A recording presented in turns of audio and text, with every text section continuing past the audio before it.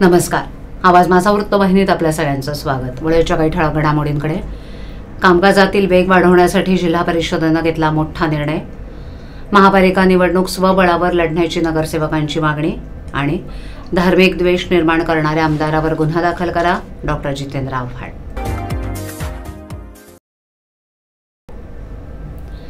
सध्याचं युग डिजिटल झालं असून आता जिल्ह्यातील ग्रामपंचायत कार्यालयही डिजिटल मार्गावर येणार आहेत. ठाणे जिल्हा परिषदेनं प्रशासनातील पारदर्शकता आणि कामकाजातील वेग वाढवण्यासाठी मोठा निर्णय घेतलाय. त्याअंतर्गत जिल्ह्यातील सर्व 431 ग्रामपंचायतींना डिजिटल स्वरूप देण्यात येणार आहे. प्रत्येक ग्रामपंचायतीचे स्वतंत्र संकेतस्थळ तयार करण्यात येणार असून नागरिकांना आपल्या गावाची सर्व माहिती एका क्लिकवर उपलब्ध होणार आहे. या संकेतस्थळावर सरपंच, उपसरपंच आणि सदस्यांची माहिती, ग्रामपंचायतीचा दैनंदिन कारभार, शासनाच्या विविध योजना, मालमत्ता कर, पाणीपट्टी, जमा खर्चाचा तपशील, स्वामित्व, मालमत्ता कार्ड, नमुना 8 इत्यादी सर्व माहिती पाहता येईल. त्यामुळे ग्रामपंचायतीच्या कारभारात पारदर्शकता वाढून नागरिकांना सोयीस्कर आणि सुलभ सेवा मिळणार आहे. प्रमोद काळे, उपमुख्य कार्यकारी अधिकारी, ग्रामपंचायतीसाठी तयार करण्यात आलेल्या संकेतस्थळावर माहिती कशी अपलोड करावी तसंच संकेतस्थळाचं संचालन कसं करावं याचं प्रशिक्षण संबंधित कर्मचाऱ्यांना दिलं जात आहे. पहिल्या टप्प्यातील प्रशिक्षण पूर्ण झालं असून दुसऱ्या टप्प्यानंतर ही संकेतस्थळं प्रत्यक्ष कार्यान्वित केली जाणार आहेत. ठाणे जिल्हा परिषदेचे तत्कालीन मुख्य कार्यकारी अधिकारी रोहन गुगे यांच्या कार्यकालात जिल्हा प्रशासनात डिजिटल कामकाजाला गती मिळाली. जिल्हा परिषद आणि पंचायत समिती स्तरावर फाईल, प्रस्ताव आणि परिपत्रक प्रक्रिया ऑनलाईन करण्यात आली. त्याच धर्तीवर आता ग्रामपंचायतीच्या कामकाजातही डिजिटल प्रणालीचा अवलंब करण्यात येतोय. ठाणे महापालिकेमध्ये भाजपाकडून स्वबळाची चाचपणी सुरू करण्यात आल्यानंतर आता एकनाथ शिंदे यांचा बालेकिल्ला असलेल्या ठाण्यामध्ये सुद्धा शिवसेना पदाधिकाऱ्यांनी स्वबळावर लढण्याची मागणी केली आहे. त्यामुळे ठाणे महापालिकेमध्ये भाजपा आणि शिवसेनेमधील संघर्ष टोकाला जात असल्याचं चित्र आहे. ठाणे महापालिका स्वबळावर लढा अशी मागणी नगरसेवक तसंच शिवसेना पदाधिकाऱ्यांनी खासदार नरेश म्हस्के यांच्याकडे केली. या संदर्भात रात्री उशिरा बैठक पार पडली. आनंदाश्रममध्ये खासदार नरेश म्हस्के यांच्या उपस्थितीत ठाण्यातील शिवसेना नगरसेवक आणि पदाधिकाऱ्यांची संघटनात्मक निवडणुकीच्या पूर्वतयारीसाठी बैठक पार पडली. या बैठकीमध्ये भाजपाबद्दल नाराजीचा पाढा वाचण्यात आला. पदाधिकाऱ्यांनी भाजपाचे पदाधिकारी, शिवसेना नगरसेवक पदाधिकारी करत असलेल्या विकास कामांमध्ये अडथळे आणण्यात असल्याच्या तक्रारी यावेळेला करण्यात आल्या. त्यामुळे खासदार नरेश म्हस्के यांनी नगरसेवक आणि शिवसेना पदाधिकाऱ्यांची समजूत काढण्याचा प्रयत्न केला. दरम्यान भाजपाकडून ठाणे महापालिकेमध्ये स्वबळाची तयारी सुरू आहे. गेल्या काही दिवसांमध्ये भाजप आणि शिवसेना शिंदे गटामध्ये कलगीतुरा रंगला. ठाण्यामध्ये वनमंत्री गणेश नाईक यांनी लक्ष घातलं असून शिंदे पिता पुत्रावर त्यांनी सडकून प्रहार केलाय. त्यामुळे महायुतीमध्येही मिठाचा खडा पडलाय. तर दुसरीकडे नवी मुंबईतही भाजपाचाच महापौर व्हायला हवा अशी भूमिका मुख्यमंत्री देवेंद्र फडणवीस आणि प्रदेशाध्यक्ष रवींद्र चव्हाण यांच्या उपस्थितीत घेण्यात आलेल्या बैठकीत उपस्थितांनी मांडल्याची चर्चा आहे. महायुती करायची की नाही यासंबंधीचा निर्णय स्थानिक पातळीवर सर्वांनी एकत्र बसा आणि आम्हाला कळवा. नवी मुंबईसारख्या शहरात भाजपाचा महापौर व्हायला हवा, अशाच पद्धतीची आखणी करायला हवी अशा सूचना मुख्यमंत्री आणि प्रदेशाध्यक्षांनी दिल्यानं आगामी काळात शिंदे नाईक संघर्षाला आणखीन धार येणार आहे.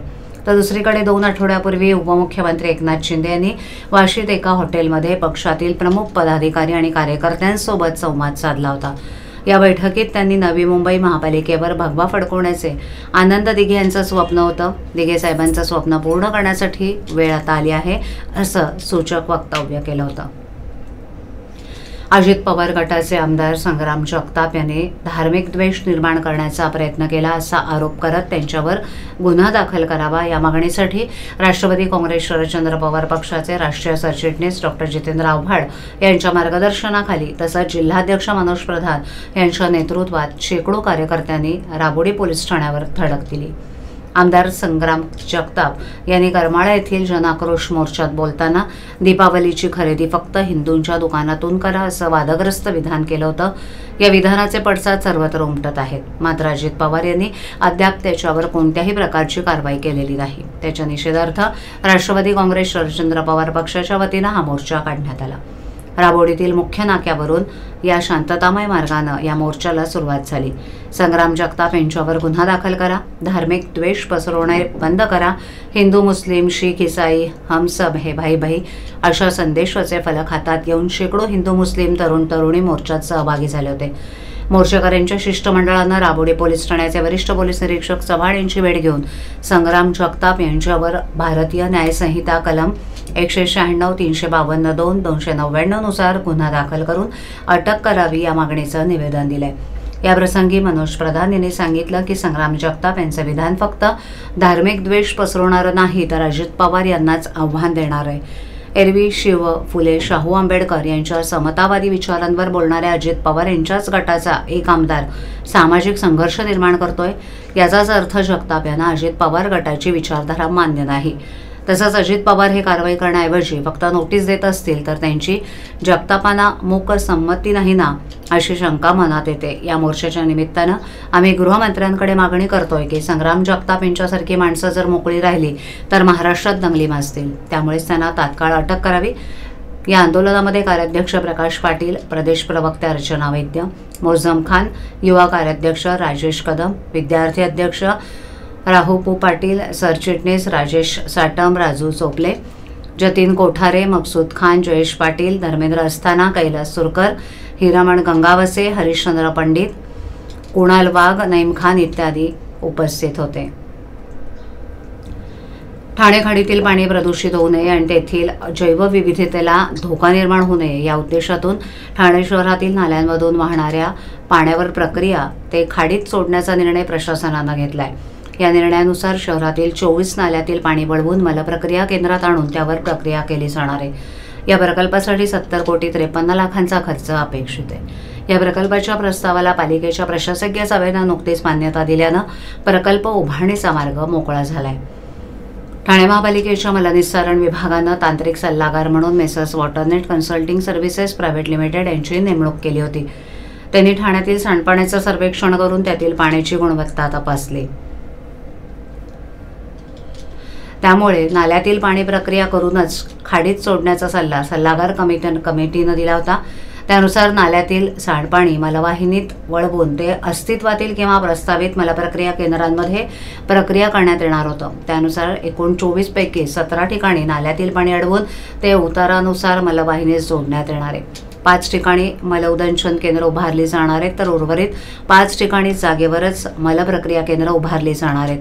या प्रकल्पानुसार पावसाळ्याच्या कालावधीत वगळून इतर वेळेस सुमारे 127.13 दशलक्ष लिटर सांडपाणी नाल्यामधून वाहत असून त्यापैकी पहिल्या टप्प्यात सुमारे 65.16 दशलक्ष लिटर्स पाणी शुद्धीकरणासाठी मलप्रक्रिया केंद्रांमध्ये नेलं जाणार आहे.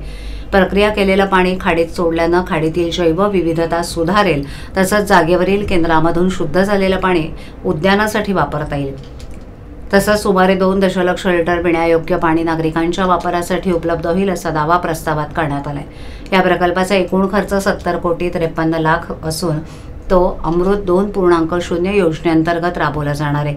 यात केंद्र आणि राज्य शासनाचा प्रत्येकी 25% तर उर्वरित 50% खर्च ठाणे महापालिका करणार आहे. या प्रकल्पाची अंमलबजावणी सुमारे 18 महिन्यात पूर्ण होण्याची शक्यता असून अनुदानासाठी हा प्रस्ताव शासनाकडे पाठवण्यात येईल. प्रकल्पाच्या देखरेखीसाठी स्वतंत्र प्रकल्प व्यवस्थापन सल्लागार नेमला जाणार आहे असं पालिकेनं म्हटलं आहे. बच्चू कडू यांच्या प्रहार पक्षाला ठाण्यात खिंडार पडले. प्रहारचे जिल्हाध्यक्ष चंद्रकांत गायकवाड यांनी आज राष्ट्रवादी काँग्रेस शरदचंद्र पवार पक्षामध्ये प्रवेश केला. जिल्हाध्यक्ष मनोज प्रधान यांनी त्यांचं पक्षात स्वागत केले. राष्ट्रवादी काँग्रेस शरदचंद्र पवार पक्षाच्या मध्यवर्ती कार्यालयात हा पक्ष प्रवेश पार पडला. चंद्रकांत गायकवाड हे गेल्या काही वर्षांपासून प्रहार पक्षात कार्यरत होते. पुरोगामी चळवळीतील कार्यकर्ते असल्यानं शरद पवार आणि डॉक्टर जितेंद्र आव्हाड यांच्या पुरोगामी विचारधारेवर वाटचाल करण्याच्या अनुषंगानेच त्यांनी हा प्रवेश केलाय. याबाबत मनोज प्रधान यांनी सांगितलं की चंद्रकांत गायकवाड हे माझे युवक काँग्रेसमधील सहकारी आहेत.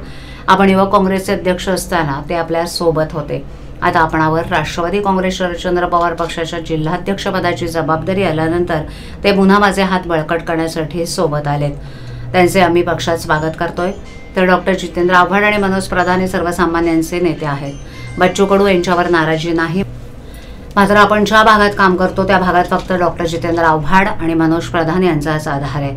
म्हणूनच पुरोगामी विचारधारा स्वीकारून आपण राष्ट्रवादी काँग्रेस शरदचंद्र पवार पक्षात प्रवेश करत आहोत असं सांगितलं.